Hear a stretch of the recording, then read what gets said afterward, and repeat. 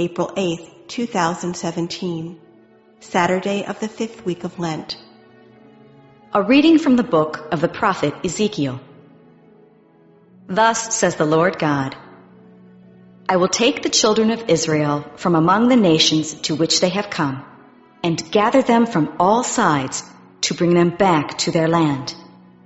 I will make them one nation upon the land, in the mountains of Israel, and there shall be one prince for them all. Never again shall they be two nations, and never again shall they be divided into two kingdoms. No longer shall they defile themselves with their idols, their abominations, and all their transgressions. I will deliver them from all their sins of apostasy, and cleanse them, so that they may be my people, and I may be their God. My servant David shall be prince over them, and there shall be one shepherd for them all. They shall live by my statutes and carefully observe my decrees. They shall live on the land that I gave to my servant Jacob, the land where their fathers lived. They shall live on it forever, they and their children and their children's children, with my servant David their prince forever. I will make with them a covenant of peace. It shall be an everlasting covenant with them, and I will multiply them and put my sanctuary among them forever. My dwelling shall be with them. I will be their God, and they shall be my people. Thus the nations shall know that it is I, the Lord, who make Israel holy, when my sanctuary shall be set up among them forever. The word of the Lord. The response is, the Lord will guard us as a shepherd guards his flock. Hear the word of the Lord, O nations. Proclaim it on distant isles and say, He who scattered Israel now gathers them together. He guards them as a shepherd his flock.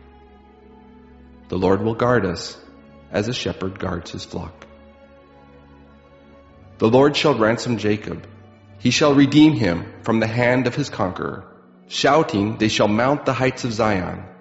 They shall come streaming to the Lord's blessings, the grain, the wine, and the oil, the sheep and the oxen. The Lord will guard us as a shepherd guards his flock. Then the virgins shall make merry and dance, and young men and old as well. I will turn their mourning into joy. I will console and gladden them after their sorrows. The Lord will guard us as a shepherd guards his flock. A reading from the Holy Gospel according to John.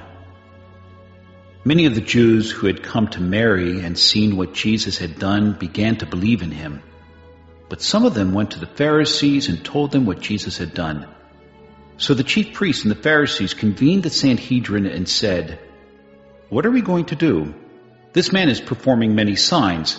If we leave him alone, all will believe in him, and the Romans will come and take away both our land and our nation. But one of them, Caiaphas, who was high priest that year, said to them, You know nothing, nor do you consider that it is better for you that one man should die instead of the people, so that the whole nation may not perish.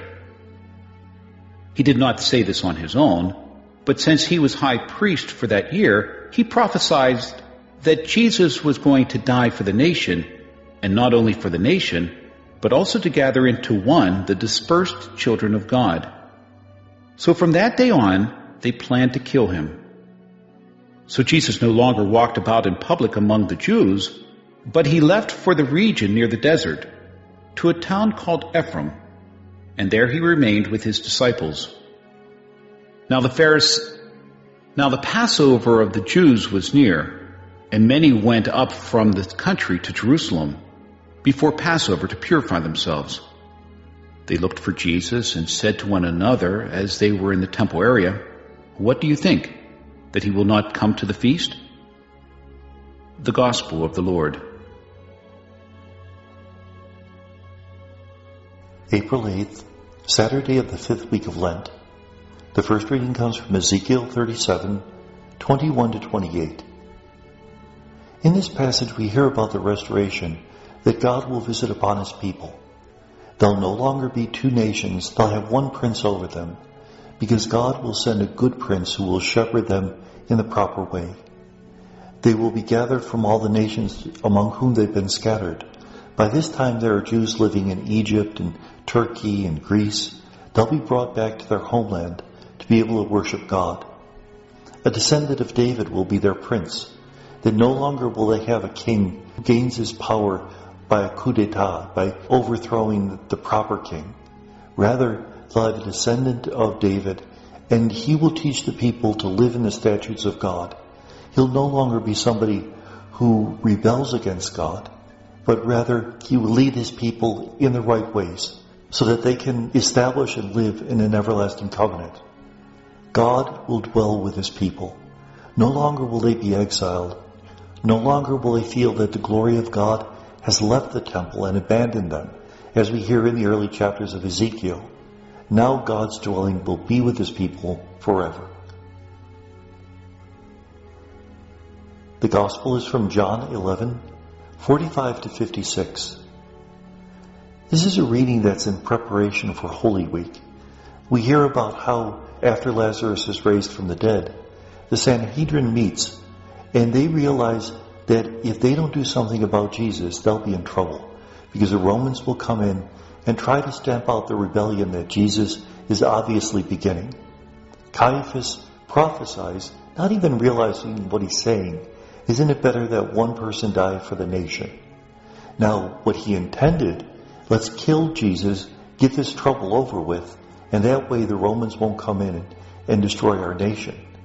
What he's prophesying without even realizing the significance of his words is Jesus will die to take away the sins of all the nation. And in fact, not only the people in Israel, but even the dispersed children of God. Like that first reading, they'll be gathered back in, they'll be taken care of, and God will dwell among them. And may God bless us.